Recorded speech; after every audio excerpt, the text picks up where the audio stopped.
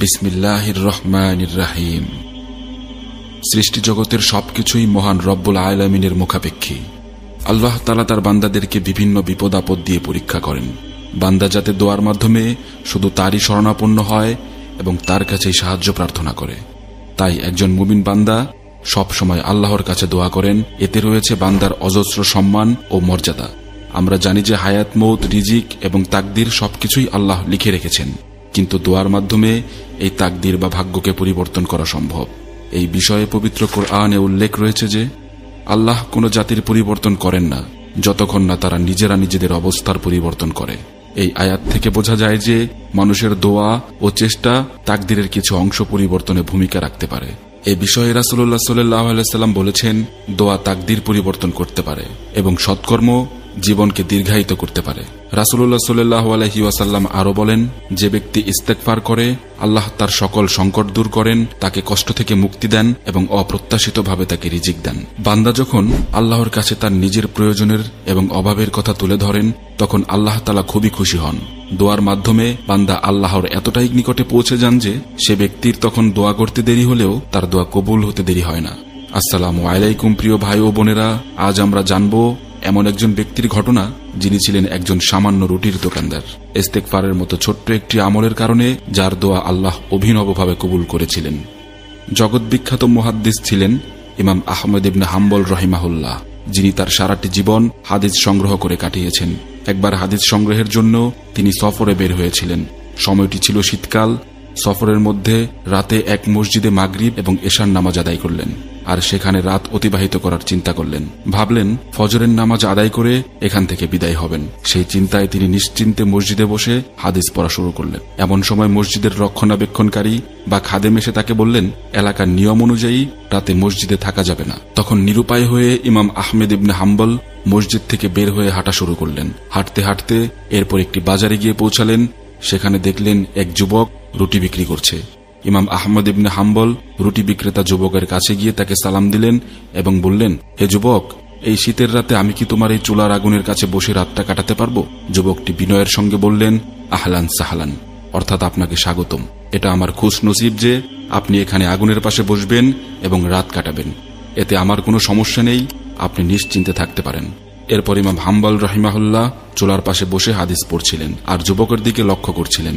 তিনি খেয়াল করলেন যে যুবকটি রুটি তৈরি করছেন আর আস্তাগফিরুল্লাহ আস্তাগফিরুল্লাহ বলছেন, অর্থাৎ ইস্তেগফারের আমল করছেন। এটা দেখে আহমদ ইবনে হাম্বলের কৌতূহল বেড়ে গেল। তিনি ভাবনায় পড়ে গেলেন এবং হাদিসের কিতাবটি বন্ধ করে যুবককে বললেন, হে যুবক, শুরু থেকেই দেখছি তুমি যে কাজই করছো সঙ্গে সঙ্গে ইস্তেগফার করে যাচ্ছ। এর ঘটনা কি? যুবক তার আমলের বিষয়ে জানালেন।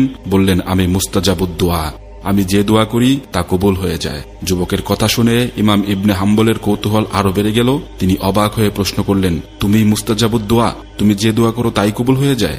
যুবক বললেন, হ্যাঁ, তবে আমার একটি দোয়া এখনো কবুল হয়নি। সেটি ছাড়া আল্লাহ আমার সব দোয়া কবুল করে নিয়েছেন। এবার ইমাম আহমেদ ইবনে হাম্বল আগ্রহ ও কৌতূহল নিয়ে জানতে চাইলেন, তোমার সেই দোয়াটা কি যা এখনো কবুল হয়নি? রুটি বিক্রেতা বললেন, শুনেছি এ জামানার সবচেয়ে বড় শ্রেষ্ঠ মুহাদ্দিস হলেন ইমাম আহমদ ইবনে হাম্বল। আমার খুব ইচ্ছা ছিল তাকে এক নজর দেখার এবং তার হাতে হাত রেখে মুসাফা করার এবং তার কপালে একটা চুম্বন করার। যুবকের কথা শুনে ইমাম আহমদ ইবনে হাম্বল আবেগপ্রবণ হয়ে গেলেন, চোখের পানি ছেড়ে দিলেন আর বললেন, হে যুবক, আল্লাহ তোমার দোয়া কবুল করেছেন। তুমি যে ইমাম আহমদ ইবনে হাম্বলের সঙ্গে দেখা করতে চেয়েছিলে, তোমার আর তার কাছে যাওয়ার দরকার নেই। তোমার প্রভু স্বয়ং তাকেই তোমার কাছে পৌঁছে দিয়েছেন। আমি ইমাম আহমদ ইবনে হাম্বল নিজেই তোমার কাছে ছুটে এসেছি। সেই যুবক তখন সঙ্গে সঙ্গে ইমাম হাম্বলকে জড়িয়ে ধরলেন আর চোখের পানি ছেড়ে দিলেন, হাতে হাত রাখলেন, কপালে চুমু খেলেন এবং অঝরে কাঁদতে লাগলেন। আর এ হচ্ছে মুস্তাজাবুদ দোয়ার নমুনা। এই ঘটনা থেকে এটা নিশ্চিতভাবে বোঝা যায় যে ইস্তেগফারের আমল বিফলে যায় না এবং ইস্তেগফার করে যে দোয়াই করা হয় তাই কবুল হয়ে যায়। সুবহানাল্লাহ। যে বান্দা ইস্তেগফারের সঙ্গে আঠার মতো লেগে থাকে সেই হবে মুস্তাজাবুদ দোয়া। আমাদের জীবনে আমরা অনেক সময় এমন এমন বিপদ আপদের সম্মুখীন হই যেখানে কোনো উপায় খুঁজে পাওয়া যায় না। হতাশা আমাদেরকে এমনভাবে গ্রাস করে মনে হয় যেন আর কোনোভাবেই এই বিপদ থেকে বের হওয়া সম্ভব নয়। কিন্তু কোরআন আমাদেরকে শেখায় আল্লাহর রহমত থেকে কখনোই নিরাশ হওয়া যাবে না। হযরত ইউনুস আলাইহিস সালামের ঘটনাটি আমাদের জীবনের জন্য একটি বড় শিক্ষা। হযরত ইউনুস আলাইহিস সালাম ছিলেন আল্লাহর একজন নবী, যিনি ইরাকের মুসেল নগরীর নিকটবর্তী নিনাওয়া জনপদের মানুষদের নিকট প্রেরিত হয়েছিলেন। তিনি বারবার তাদের ইসলাম ও আল্লাহর দিকে আহ্বান করলেও তারা তা অবিশ্বাস করতে থাকে এবং প্রত্যাখ্যান করতে থাকে। এক পর্যায়ে হতাশ হয়ে তিনি আল্লাহর নিকট অনুমতি নেওয়া ছাড়াই নিনাওয়া জনপদ ত্যাগ করেন এবং একটি জাহাজে উঠে পড়েন। তিনি যখন জাহাজে উঠলেন তখন রাত নেমে এসেছিল। তিনি জাহাজে ওঠার পর সমুদ্রে প্রচন্ড ঝড় উঠল এবং প্রাচীনকালে মানুষদের বিশ্বাস ছিল জাহাজে কোনো পাপী বা অপরাধী থাকলে আল্লাহ তাদের উপর শাস্তি চাপিয়ে দেন। ফলে নাবিকরা ধরে নিল যে জাহাজে কোনো না কোনো বড় পাপী রয়েছে, যার জন্য আল্লাহর শাস্তি স্বরূপ এই ঝড় উঠেছে, তাই তাকে জাহাজ থেকে ফেলে দেওয়া হবে। কিন্তু সেই পাপীটা আসলে কে তা তো জানা সম্ভব নয়। তাই তারা কাকে জাহাজ থেকে ফেলে দিবে সেটা নির্ধারণের জন্য লটারি করল।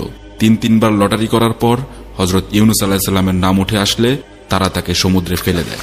যেখানে সমুদ্র ছিল গভীর অন্ধকার, আল্লাহর হুকুমে এক বিশাল মাছ তাকে গিলে ফেলে। যেখানে মাছের পেটের ভিতরও ছিল শুধুই অন্ধকার এবং নিশ্চিত মৃত্যুর হাতছানি। তখন নবী ইউনূস আলাইহিস সালাম তার চূড়ান্ত বিপদের মুহূর্তে আল্লাহর দরবারে বিনীতভাবে এই দোয়াটি পড়েছিলেন।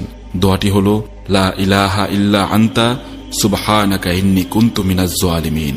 অর্থাৎ, হে আল্লাহ, আপনি ছাড়া কোনো সত্য ইলাহ নেই, আপনি পবিত্র, মহিমান্বিত, নিশ্চয়ই আমি জালিমদের অন্তর্ভুক্ত ছিলাম। এই দোয়াটির মাধ্যমে আল্লাহ তাআলা হযরত ইউনূস আলাইহিস সালামকে মুক্তি দিয়েছিলেন। এটি এমন একটি শক্তিশালী দোয়া যা যে কেউ মন থেকে পুরোপুরি বিশ্বাসের সাথে আমল করলে আল্লাহ পাক তার বিপদ আপদ দূর করে দিবেন ইনশাআল্লাহ। তাহলে আমরা কেন এই দোয়াটি আমাদের জীবনে গ্রহণ করব না?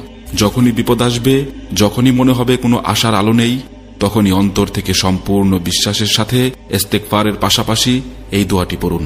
দেখবেন মন হালকা হয়ে যাবে এবং আল্লাহ নিশ্চয়ই কোনো না কোনো সহজ পথ আপনার জন্য বের করে দিবেন ইনশাআল্লাহ। কুরআনে বহুবার ইস্তেগফারের প্রতি উৎসাহ প্রদান করা হয়েছে। এ বিষয়ে আল্লাহ তাআলা বলেন, তোমরা তোমাদের প্রতিপালকের কাছে ক্ষমা চাও, নিশ্চয়ই তিনি মহা ক্ষমাশীল। তিনি তোমাদের জন্য আকাশ থেকে প্রচুর বৃষ্টি বর্ষণ করবেন এবং ধন সম্পদ ও সন্তান সন্ততি দ্বারা তোমাদেরকে সমৃদ্ধ করবেন। এই আয়াত থেকে বোঝা যায় ইস্তেগফার কেবল গুনাহ মাপের মাধ্যম নয়, বরং এটি দুনিয়া এবং আখিরাতের জীবনের বরকত ও সফলতার চাবিকাঠিও বটে। ইস্তেগফার কল্যাণের দুয়ার খুলে দেয়, দুঃখ কষ্ট দূর করে এবং রিজিক বাড়িয়ে দেয়। রাসূলুল্লাহ সাল্লাল্লাহু আলাইহি ওয়াসাল্লাম ইস্তেগফারের উপর ব্যাপক গুরুত্ব দিয়েছেন। তিনি বলেছেন, আমি প্রতিদিন আল্লাহর কাছে 70 বারেরও বেশি ইস্তেগফার করি। যখন আমাদের নবী সাল্লাল্লাহু আলাইহি ওয়াসাল্লাম, যিনি নিষ্পাপ, তিনি প্রতিদিন এতবার ইস্তেগফার করতেন, সেখানে আমরা তো পাপী, আমাদের তো পাপের কোনো শেষ নেই। তাই আমাদের তো আরো অনেক বেশি ইস্তেগফার করা উচিত, কারণ ইস্তেগফার আল্লাহর কাছে ক্ষমা চাওয়ার শ্রেষ্ঠ উপায়। যারা বেশি বেশি ইস্তেগফার করে তাদের অন্তর প্রশান্ত থাকে এবং তারা আল্লাহর রহমতের ছায়ায় থাকে। ইস্তেগফার সকল কল্যাণের দুয়ার খুলে দেয় এবং দুঃখ কষ্ট দূর করে। হাদিসে উল্লেখ রয়েছে, যে ব্যক্তি নিয়মিত ইস্তেগফার করবে আল্লাহ তার সব সংকট দূর করে দেবেন এবং আশার চেয়ে উত্তম কিছু প্রতিদান দান করবেন।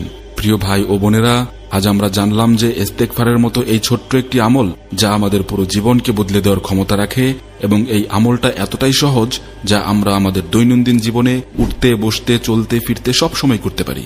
যারা আমরা এই দুনিয়ার জীবনের নানান পেরেশানিতে ডুবে আছি, কোনো কুল কিনারা খুঁজে পাচ্ছি না এবং পাওয়ার মতো কোনো সম্ভাবনাও দেখছি না, তারা যেন এই আমলটি অবশ্যই নিজেদের জীবনের একটি অংশ বানিয়ে ফেলি। ইনশাআল্লাহ আমরা একদিন সবাই সফল হব এবং আমাদের সকলের দোয়া আল্লাহ একদিন কবুল করবেন।